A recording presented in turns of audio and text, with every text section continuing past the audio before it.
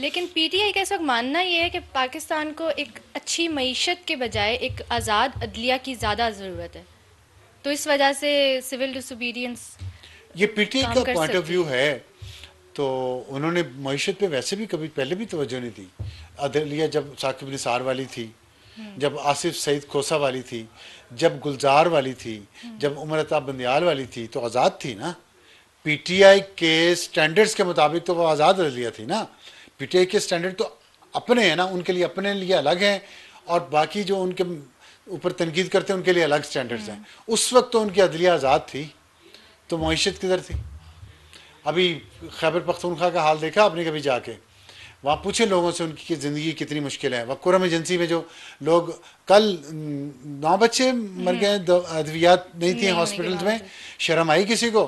पूरी PTI leadership में से वो पख्तून नहीं है। वो पख्तून बच्चे जो वहाँ मरे हैं बीमार होके दवाइयों के ना होने की वजह से, वो पख्तून नहीं थे।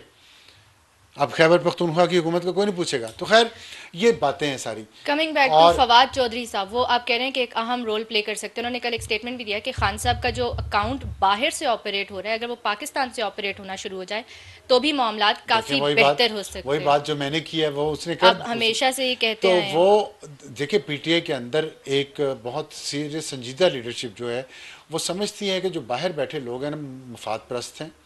वो इमरान खान का नाम इस्तेमाल करके वहाँ भीख मांगते हैं, चंदा जमा करते हैं और उससे याशी करते हैं, इमरान खान का नाम इस्तेमाल करके।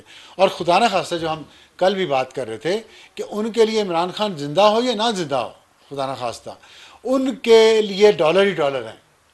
तो ये जो इतनी इतनी गंदी सोच के लोग जो बाहर बैठे हुए हैं, जिसकी वजह से इमरान खान को नुकसान हो रहा है, पीटीआई को नुकसान हो रहा है, पाकिस्तान को नुकसान हो रहा है, उसके उनके खिलाफ पाकिस्तान के अंदर से भी आवाज़ें उठ रही हैं। लेकिन मसला ये कि खान साहब जो है ना, वो डबल गेम कर रहे हैं, बल्कि ट्रिपल गेम कर रहे हैं। उन्होंने अंदर इतनी सारी एक कमेटी बना दी है, मैंने आपको कहा। दूसरी तरफ फैसल चौधरी और फवाद चौधरी हैं। अब ये क्यों है दरमियान में बफर क्यों रख रहे हैं? ताकि खान साहब को किसी वक्त यू टर्न लेना पड़े, मुकरना पड़े अपनी बात से, तो मुकर जाएं, यू टर्न ले लें कि जी मुझे तो फैसल चौधरी ने कुछ और बताया था, फवाद चौधरी ने कुछ और बताया था, मुझे उमर अयूब ने कुछ और बताया था, बुशरा ने कुछ और बताया था। ये कन्फ्यूजन वैसे हमने पीटीआई में काफ़ी टाइम से हम देख रहे हैं कि देखने नहीं पैदा की गई है जानबूझ के खुद। अच्छा, जी, खुद, ताकि किसी, कोई एक लीडरशिप नहीं है, कोई कोई एक बंदा नहीं है जो मैसेजिंग करता हो, ना बाहर आके कोई एक शख्स बात करता है, ना अंदर जाके कोई एक शख्स बात करने वाला क्योंकि है। आप क्लैरिटी चाहते नहीं हैं। आप जो ये ग्रे एरियाज हैं इसमें रखने से खान को फ़ायदा क्या हो रहा है कि वो अपने आप को एक बहुत पॉपुलर और बहुत रेजिस्टेंस वाला लीडर साबित करना चाहते हैं। खान साहब ये चाहते हैं कि मैं इक़्तिदार में रहूं तो ठीक है, मैं ना रहूं इक़्तिदार में तो यहाँ स्टेबिलिटी आए या ना आए इससे उन्हें कोई फ़र्क नहीं पड़ता। अवाम के लिए थोड़ा अरसा सुकून का मिले या ना मिले, बाद में स्ट्रगल शुरू, उन्हें ये चीज़ इंपॉर्टेंट नहीं है। उनके लिए अपनी ज़ात इंपॉर्टेंट है, तो वो उसके लिए कर रहे हैं और उसमें वो कामयाब है। और यही जो है ना, अभी मैंने आपको बताया बफर जोन जो उन्होंने क्रिएट किया हुआ है, फवाद चौधरी का और फैसल चौधरी का, और ये जो कमेटी बनाई हुई है 7 मेंबर, उन्होंने 2 सेनेटर्स भी उसमें डाल दिए हैं। और उसमें वो इसीलिए है कि उन्हें किसी भी चीज़ पे वो नॉन कमिटल रहना चाहते हैं, वो कमिट नहीं करना चाहते कुछ भी, जब तक कि उनकी मर्ज़ी की बात नहीं हो जाती। और उनकी मर्ज़ी की बात शायद ना हो, तो एक मुसलसल कशमकश है, एक मुसलसल झगड़ा है जो चलेगा। अच्छा, इसके अंदर इंटरनेशनल फैक्टर भी इम्पॉर्टेंट है, और इंटरनेशनली भी हम देख रहे हैं कि प्रोपेगेंडा अब काफ़ी शुरू हो गया ट्विटर के ऊपर। अगर आपने फॉलो किया हो, रायन ग्रिम है एक जर्नलिस्ट, उन्होंने अभी एक ट्वीट किया कल परसों के several million Pakistani American diaspora, several millions तो वो हैं भी नहीं। जो लेटेस्ट सेंसस है उसके मुताबिक दे आर लाइक 6 लाख और 7 लाख, इसके अराउंड एक फिगर है। हाफ अ मिलियन तकरीबन। तो ये क्या पीटीआई बाहर इतनी स्ट्रांग हो चुकी है, ये लॉबिंग का इफेक्ट है, या जो पीटीआई का सोशल मीडिया के ऊपर प्रोपेगेंडा है उससे जर्नलिस्ट भी इवन अफेक्ट होना शुरू हो गए हैं कि वो कुछ भी कहे देखिए, जा रहे एक हैं। तो मुझे पता नहीं ये कौन जर्नलिस्ट हैं भी जर्नलिस्ट का नहीं, क्योंकि आजकल फेकरी इतनी ज़्यादा है, झूठ इतना ज़्यादा है, ख़ास तौर पे जो पीटीआई के सपोर्टर्स और फॉलोअर्स हैं उनके लिए कोई अखलाकी हैसियत है नहीं कि झूठ बोल रहे हैं या सच बोल रहे हैं। तो और कुछ तो ख्याल रख रहे हैं। देखिए, आपकी राय होना वो कुछ भी हो सकती है राय आपकी, लेकिन अब फैक्ट्स को, एक्यूरेसी को जब आप कॉम्प्रोमाइज़ कर जाते हैं ना, तो प्रॉब्लम वहाँ पे है। और ये मुझे नहीं पता ये जर्नलिस्ट हैं भी, ये नहीं है, और कहाँ पे हैं जो नाम से आप बता रही हैं कि वेस्टर्न लग रहे हैं, और अगर उन्हें बेसिक रिसर्च का ही नहीं पता, कि आपको ये नहीं पता पाकिस्तानियों की तादाद कितनी है अमेरिका में, और आप मिलियंस कह दें, और उस पर वो रिचर्ड ग्रैनल की भी आप बात करिए, तो ये ज़ाहिर है प्रोपेगेंडा है, लॉबिंग की वजह से भी है। एक तो रीज़न है लॉबिंग, आप रीज़न नंबर डाउन कर लेते हैं ना। एक तो लॉबिंग की वजह से बहुत सारे न्यूज़ ऑर्गेनाइजेशन जो हैं उनको अप्रोच किया गया है, उनको फंडिंग होती है, इंडिविजुअल जर्नलिस्ट की, लेजिस्लेटर्स की फंडिंग होती है। फिर यह है कि कुछ वेबसाइट फेक बनाई गई हैं इसी काम के लिए, बहुत सारी। फिर यह है कि एक कल्ट है, उस कल्ट की फॉलोइंग है, अंधाधुंध जो चल रहे हैं कि हमने खान के लिए काम करना है, झूठ हो या सच हो, वी डोंट केयर। वो कहते हैं ना कि खान ही तो पाकिस्तान नहीं, ये कहा है ना, इसका क्या मतलब है कि पाकिस्तान रहे ना रहे, खान रहे। अवाम तबाह हो जाती है, इकॉनमी ठीक नहीं होती, नो प्रॉब्लम, खान रहे। फिर एक और फैक्टर भी है, वो फैक्टर ये है कि कुछ लोगों की रोज़ी लगी हुई है इस बात पे कि पाकिस्तान में फसाद बरपा रहे, और जिसमें बाहर बैठे हुए लोग, वो ख़ास तौर पे जो डिजिटल मीडिया के ज़रिए कमाई कर रहे हैं, सिर्फ यूट्यूब पे हैं या ट्विटर पे हैं या फेसबुक पे हैं या इंस्टा पे, जहाँ भी हैं, और उनका कारोबार, उनके घर का चूल्हा चलता झूठ पे है, तो झूठ फैलाए जा रहे हैं।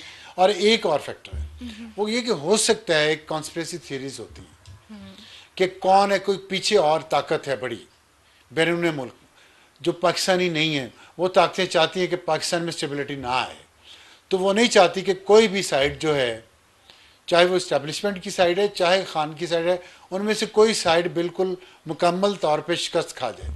अच्छा। ये नहीं चाहते, क्योंकि अगर एक शिकस्त खा गया तो एक विनर होगा, तो ऑब्वियसली। स्टेबिलिटी आ जाएगी। ये नहीं चाहते, किसी को गिरने नहीं दे रहे, कहते किसी भी पहलवान को वो गिरने नहीं देना चाह रहे। तो इसमें ज़ाहिर है जियो पोलिटिकल सिचुएशंस जो हैं। आपने बात की है कि बाहर बैठे लोग हैं जो प्रोपेगेंडा फैला रहे हैं, हमारा एक्स काफ़ी टाइम से बंद किया हुआ है हमारी गवर्नमेंट ने, तो ऐसे लोगों के खिलाफ ये क्या कुछ नहीं कर सकते? हमें तो परेशान कर देते हैं, हमें तंग कर देते हैं, हमारा एक्स ले लेते हैं। कौन, हुकूमत? हुकूमत की बात करिए तो इनके खिलाफ कार्रवाई नहीं हो सकती जो बाहर बैठ के पाकिस्तान के अंदर पाकिस्तान को डिस्टेबलाइज कर रहे हैं और आज आके मलबा फिर हम पे करता है? देखिए वो हो सकता है, मुश्किल तो नहीं है। तो होता क्यों नहीं? इसलिए नहीं होता कि नीयत नहीं है। नीयत एक तो आप में उतना खुलूस नहीं है जितना खुलूस इस अब काम जैसे के लिए रायन चाहिए। ग्रिम की अगर बात करें तो ये काफ़ी इनकी जो स्टोरीज होती हैं ये एंटी एस्टेब्लिशमेंट स्टोरीज काफ़ी रही हैं इनकी। तो मेरे जैसा बंदा भी पढ़ के कहता है कि यार हो सकता है इसके अंदर कोई, इसका क्या हमारी इस्टेब्लिशमेंट से ताल्लुक है? हमारी एस्टेब्लिशमेंट मैं नहीं, अगर ओवरऑल मैं अगर ओवरऑल एंटी अगर अमेरिका की एस्टेब्लिशमेंट इन पॉलिटिक्स, जो आपके अच्छा, ये अमेरिका की इस्टेब्लिशमेंट के खिलाफ है। ओवरऑल दैट्स अ एक न्यूज़ टू मी। उनका वो रहा है स्टैंड, उनकी स्टोरीज पढ़ के तो एक तासुर उससे यही मिलता ये है। जिस तरह की उनकी इन्फॉर्मेशन आपने बताई है आज, हाँ। कि 7 लाख पाकिस्तानियों को सेवरल मिलियंस बना दिया है, इससे तो नज़र आ रहा है कि कितनी की उनकी जर्नलिज्म है और Accuracy तो कितनी नहीं की है। एक्यूरेसी है उनके पास। तो लेकिन पढ़ के तो फिर आप मैं भी अगर देखूं तो शायद अगर मुझे ना पता हो कि असल में कितनी तादाद है तो मैं भी सेवरल मिलियंस पे यकीन कर लूं, बिकॉज उनकी स्टोरीज इस तरीके की होती हैं, क्रेडिबल होती हैं। तो क्रेडिबल फिर नहीं होती उसको, अब नहीं होती, आपको जाहिर है आपको आज पता चल गया गुमराह ना। किया जाता है अल्फाज हाँ। की हेरा फेरी से, ये कहे ना। तो इन जैसों के खिलाफ फिर गवर्नमेंट क्यों नहीं कुछ करती? वही बता रहा था आपको कि एक तो कमिटमेंट की कमी है। कुछ चीज़ें होती हैं वो लॉन्ग टर्म होती हैं, कुछ मिड टर्म होती हैं, कुछ शॉर्ट टर्म होती हैं। इनके पास सिर्फ शॉर्ट टर्म सॉल्यूशन है कि पाकिस्तान में चीज़ बंद कर दो, कि पाकिस्तानी ना देखें, पाकिस्तानी ना सुने। कुछ पूरी दुनिया देख रही है, सुन रही है, कोई मसला नहीं है, बस पाकिस्तानी ना। आसान है ना यहाँ पे टूटी बंद कर देना अपनी कौम के ऊपर। वहाँ आपको एक स्ट्रेटजी बनानी पड़ेगी, आपको एक सोशल मीडिया पे अपनी प्रेजेंस रखनी पड़ेगी, वहाँ के कवानीन को जाके वहाँ के कवानीन को इन्वोक करना पड़ेगा उन लोगों के खिलाफ।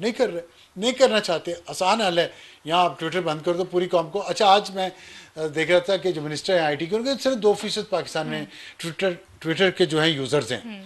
तो बंदा पूछे अगर आप 2%, और असल वो कह रही हैं कि असल फ्रीडम ऑफ एक्सप्रेशन तो टिकटॉक पे और फेसबुक पे है, वो खुली है। अब ये इतनी एक अजीब बात उन्होंने की है कि मैं सोचता हूँ मैं इस पर क्या कहूँ उनको, कि उन्हें बुनियादी चीज़ों का ही नहीं पता कि दुनिया में जो सबसे बड़ा न्यूज़ का सोर्स है इस वक्त वो ट्विटर है, चाहे वो 2% हो। पाकिस्तान में न्यूज़ का सोर्स टिकटॉक और फेसबुक नहीं है। और एक तो न्यूज डिस्कोर्स। जो फ्रीडम ऑफ एक्सप्रेशन का डायरेक्ट ताल्लुक न्यूज और एक्सेस टू इंफॉर्मेशन से है, उन्हें ये कौन समझाए? तो न्यूज़ यहाँ से लेते हैं लोग, फिर वो आगे फैलती है फेसबुक पे यस। या टिकटॉक पे, उसको जो बनाते हैं। तो 2% लोग जो हैं, आप उनसे इतना डर गए हैं यस। कि आप वो जो टिकटॉक पर जाके देखे तो उसे कितना इन्फ्लुएंस इन्फ्लुएंस उनके पास बेसिक डेटा ही नहीं है। उनको पता ही नहीं टिकटॉक किस तरह लोगों को ख़राब कर रहा है, उनकी जहन साजी किस तरह टिकटॉक कर रहा है, उन्हें अंदाज़ा ही नहीं है। 2% लोग तो फिर चले, पढ़े लिखे हैं, एग्जैक्टली। शहरों में रहने वाले हैं। ये जो लोएस्ट डिनोमिनेटर है ना, जो सबसे बड़ा होता है, जो नीचे बेस है बहुत ये वसी होती है, एक्सपैंडेड होती है, ये वाइड होती है, और इसमें आबादी का सबसे बड़ा हिस्सा इसी में होता है, लोएस्ट डिनोमिनेटर जो होता है। ये बेसिक चीज़ नहीं उन्हें पता, और उसको कैटर करता है टिकटॉक। फिर क्या क्या वो एक्सपेक्ट वहां पे करेंगे जा रहा उनसे? है मैसेज, वो करोड़ों लोग हैं उसमें। ट्विटर में तो चले कितने 2% कितना बनता है 25 करोड़ का, फॉर 25 लाख बनता है। हाँ। तो लोएस्ट डिनोमिनेटर 10 करोड़ हो सकता है, टिकटॉक देख रहे हो, और उन 10 करोड़ तक वो मैसेज पहुंच रहा हो, 10 करोड़ का वो दिमाग खराब कर रहा हो। तो अजीब ही इनका वो, ये देखिए मैंने आपको बताया कि एक कमिटमेंट ही नहीं है अंदर, खलूस ही नहीं है। तो आप उसको एड्रेस कैसे करेंगे? यही है ना, आपके ट्विटर बंद कर दो। ट्विटर बंद तो फिर भी नहीं हुआ। जिन्होंने बोलना है, जिन्होंने बकवास करनी है, जिन्होंने झूठ बोलना है, वो तो बोले जा रहे हैं, आज भी बोले जा रहे हैं, बाहर बैठ के, यहाँ बैठे भी बोल रहे हैं, और उनको प्रोटेक्शन भी यहीं से है, क्योंकि खुद बनाए हुए हैं सासे हैं। आखिर में अयाज सादिक साहब वो भी कुछ किरदार अदा कर रहे हैं। उन्हें भी कहा गया है कि स्पीकर जो हैं वो रोल प्ले करें मुज़ाकरात में, और उन्होंने भी कहा है कि मेरे घर के दरवाजे और मेरे चैम्बर के दरवाजे जो है वो खुले हैं, अपोजिशन के लिए भी और गवर्नमेंट के लिए भी। आप समझ रहे हैं कि ये कोई Fawad Chaudhry type role play करेंगे गवर्नमेंट की नहीं, साइड से? फवाद चौधरी टाइप रोल नहीं प्ले करेंगे, वो अलग ट्रैक है।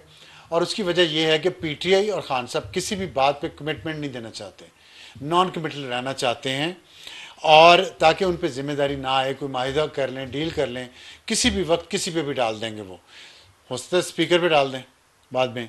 तो अपने ऊपर जब जिम्मेदारी नहीं लेनी होती ना, जब देखें वो कहते हैं ना मैं फेस टू फेस बात करना चाहता, आपका किसी से झगड़ा हो, आप कहते हैं मैं फेस टू फेस बात करना चाहता हूँ, ये चाहती हूँ, तो क्या मतलब होता है उसका कि भाई फेस टू फेस मैं भी जिम्मेदारी लूंगी, आप भी जिम्मेदारी लें। लेकिन यहाँ पे अगर मैं किसी बंदे को नॉमिनेट कर दूं, आप भी किसी को नॉमिनेट कर दें कि मुज़ाकरात हमारे दरमियान हो रहे हैं, तो वो जब मैंने मुकरना होगा, भागना होगा, मैं कहूँगा मुझे उस बंदे ने बात ही गलत बताई थी, तो I can get away from that agreement. Escape होएगा एक। स्केप रूट होता है मेरे पास। तो यही काम पीटीआई कर रही है। पीटीआई नहीं इस बात पे पुरखलूस के मुज़ाकरात करें, मुफाहमत करें, और कोई ऐसा तासुर जाए लोगों में कि डील हो गई है और अब मामला चल पड़े हैं और थोड़ा सा मुल्क में स्टेबिलिटी आएगी। मुल्क में स्टेबिलिटी आ गई लॉन्ग टर्म, तो इस पीटीआई की सियासत को नुकसान पहुंचेगा। पीटीआई कहती है मेरी सियासत को नुकसान ना पहुंचे, अवाम को या मुल्क को पहुंचता है तो पहुंच जाए। ये सादा सा फॉर्मूला है, और तो ये ऐसे ही यानी चलता रहेगा ये चलता रहेगा, क्योंकि अभी गवर्नमेंट। अभी चलता रहेगा। हाँ जाहिर है जो जिस तरह की डिमांड्स हैं वो लग तो नहीं रहा कि पूरी होंगी, क्योंकि और अगर अभी पूरी हो एक सौ जाए नब्बे तो। मिलियन पाउंड केस का जो फैसला आना है, उसमें उस वक्त तक को तो मुझे हुकूमत के या इस्टेब्लिशमेंट की तरफ से बहुत कुछ ऑलिव ब्रांच नज़र नहीं आती। उसके फैसले के बाद पता चलेगा कि क्या है उनके पास। उनके पास वैसे क्या हो सकता है? और भी केस है एक, उस पर फिर कभी बात कर लेंगे।